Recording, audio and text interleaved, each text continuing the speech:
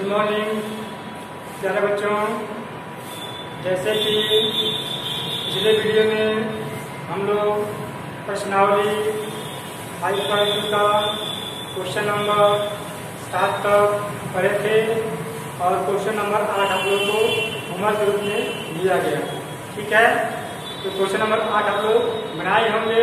आज हम लोग पढ़ रहे हैं क्वेश्चन नंबर 9। ठीक है, तो क्वेश्चन नंबर 9 आप लोगों के सामने बोर्ड पर लिखा गया है। पहले क्वेश्चन समझेंगे फिर इसका हल समझेंगे। ठीक है, क्वेश्चन लिखा गया 9 नंबर क्वेश्चन, प्रश्नावली 5.2 का क्वेश्चन है।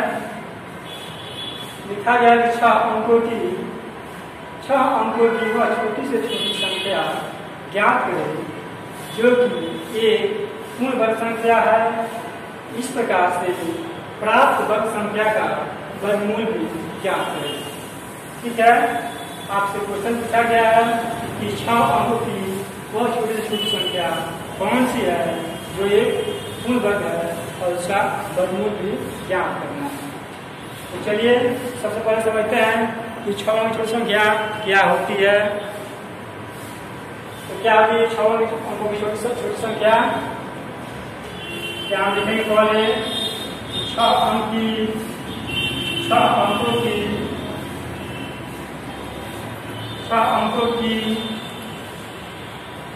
छोटी संख्या बराबर 6 अंकों की छोटी संख्या बराबर क्या लिखेंगे जी? और ध्यान दीजिए 1 2 3 4 5 6 कितना होगी? 1 2 3 4 5 6 इकाई, दहाई, सैकड़ा, हजार, 10,000, लाख। कितना जी? 1 लाख। क्या ये 6 अंकों की छोटी संख्या है। चलिए अब पूछा गया है या तो छोटी संख्या हो गया। अब इसको हम लोग भाग भी द्वारा हल करेंगे। यहाँ लिखेंगे 1 लाख। ठीक है, अब इसको हम लोग विभाजन विधि या भाग विधि से इसको हम लोग हल करेंगे। तो सबसे पहले इसमें दाएं तरफ से बार लगाते हैं 2 अंकों पे, यानी 1 अंक हो गया। ठीक है, 1 बार लगाएंगे, दूसरा और तीसरा। ठीक है, इसमें 6 डिजिट है इसलिए 3 बार होगा, 2 अंक 1 बार करता है। ठीक है, अब आप लोग को यहाँ ध्यान देना है। ठीक है, यहाँ ध्यान देना है। क्या आपको संख्या मिला है जी? अब संख्या मिला है 10। अब 10 का क्या हुआ? यहाँ पे ऐसे अंक से आपको गुना करना है। ठीक है, यहाँ पर ऐसे अंक से गुना करना है ताकि जो गुणनफल प्राप्त हो वो उस संख्या के बराबर आवे तो इससे कम आवे।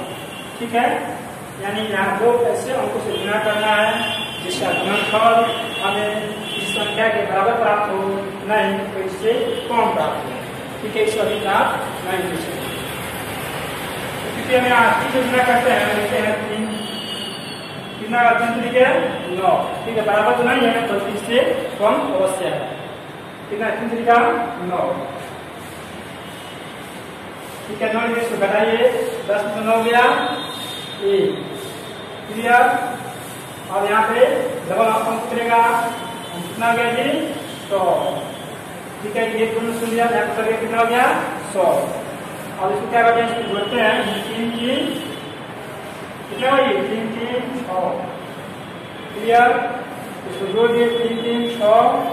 यहाँ बिना के 3 तरीका 9, 10 में 9 गया 1, 2 जीरो में कितना गया? 100 हो गया। ठीक है, संख्या कितना बन गया? 100। और फिर यही चीजें आप यहाँ पर भी करना है। यहाँ पर भी 2 ऐसे अंक से गुना करना है ताकि जिसका गुणनफल इस संख्या के बराबर आवे तो इससे कम आवे। ठीक है, तो जब हम यहाँ 2 ले रहे हैं क्या होगा जी? 2 2 4 6 कितना जाएगा?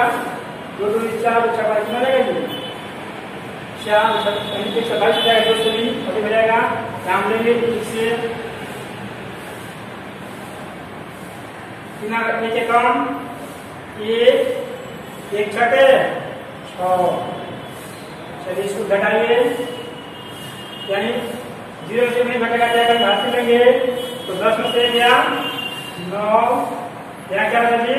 9 9 में 6 गया 3 कितना गया 39।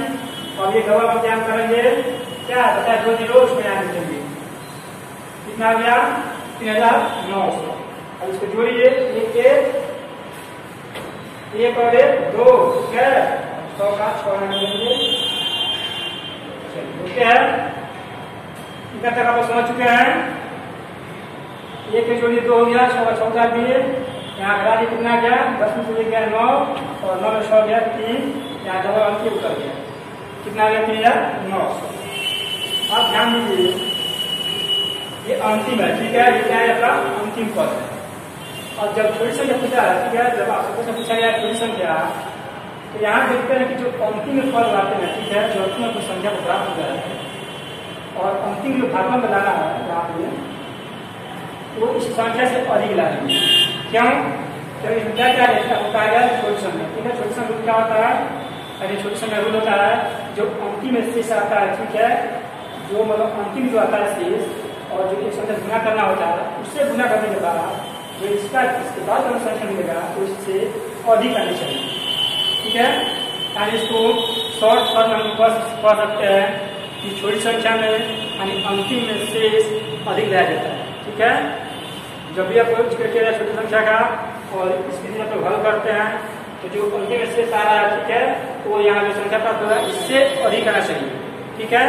इससे अधिक आते हैं और जितना अधिक आता है उसको दी गई संख्या में जोड़ते हैं उसके बाद हम लोग को जो संख्या प्राप्त होता है वह एक पूर्ण वर्ग संख्या होता है ठीक है।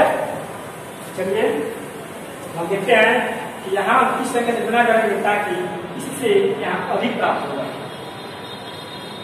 तो देखते हैं क्या रखते हैं 30 कितना रहता है 3 का 9 हो जाएगा 3 6 और 3 का 18 ठीक है।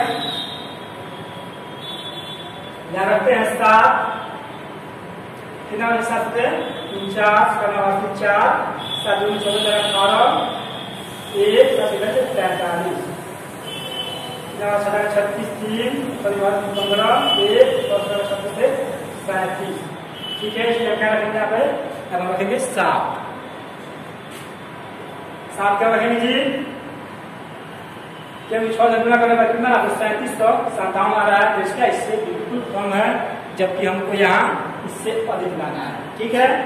हम यहाँ लेंगे 7 होते 49 का 9 हासिल 4 7 दुगुनी 14 हुआ इसमें कैसा हासिल कितना हुआ 18 का 8 हासिल 1 7 6 42 के हासिल कितना हुआ 43 चलिए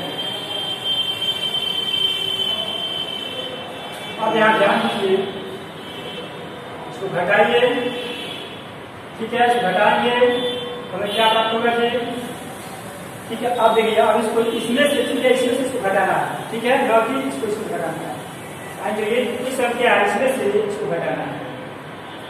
तो देखिए क्या घटाएंगे 9 में 0 कितना आएगा 9 8 में गया 0 कितना आएगा 5 और 3 से 9 घटेगा नहीं घटेगा हासिल कितना जाएगा 13 और 13 से 9 गया 4 यहाँ क्या बचा 3 से 3 कैंसिल।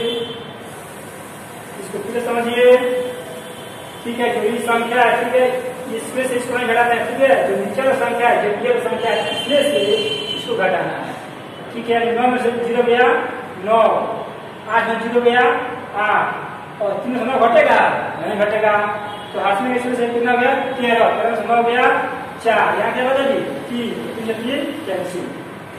अब हमें क्या पता हो गया 489। हम यहाँ लिखेंगे छोटी से छोटी संख्या बराबर वह छोटी से छोटी संख्या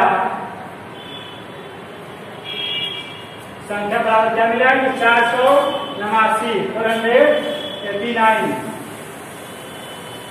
ठीक है। यह क्या आ गया छोटी छोटी संख्या है। अब आपसे पूछा गया है कि ज्ञात करें जो कि एक पूर्ण वर्ग संख्या है और आप लिखेंगे वह पूर्ण वर्ग संख्या बराबर वर्ग संख्या व पूर्ण वर्ग संख्या बराबर, अब देखिए आपको मूल संख्या क्या मिल जाएगी, आपको मूल संख्या क्या आपका 1 लाख, ठीक है। यही आपका 6 छोटी से छोटी संख्या है, क्या करें इसमें इसको ऐड करना है, इसको जो शेष आया इसको इसमें जोड़ना है, यानी 1 लाख प्लस 489 कितना हो जाएगा जी, ध्यान दीजिए 9 0 9 8 0 8 4 0 4 10 गया तो 2 0 और क्या है 1, कितना गया था 1,04,89। अब यहाँ देखिए फर्स्ट नंबर क्या दिए थे, फर्स्ट नंबर लिए थे 3, इसके यहाँ लिखते हैं, इसके बाद क्या दिए थे 1, यहाँ लिखते हैं, इसके बाद क्या दिए थे 7, कितना गया 317।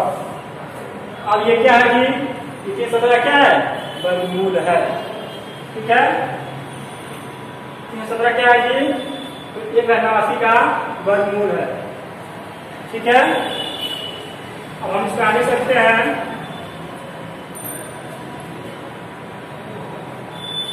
अंडर रूट 1,04,89 बराबर 317, क्या हो 317 का वर्ग है कितना 1,04,89। हम यहाँ लिखेंगे अतः क्या होगा जी, क्या पूछा संख्या लिखेंगे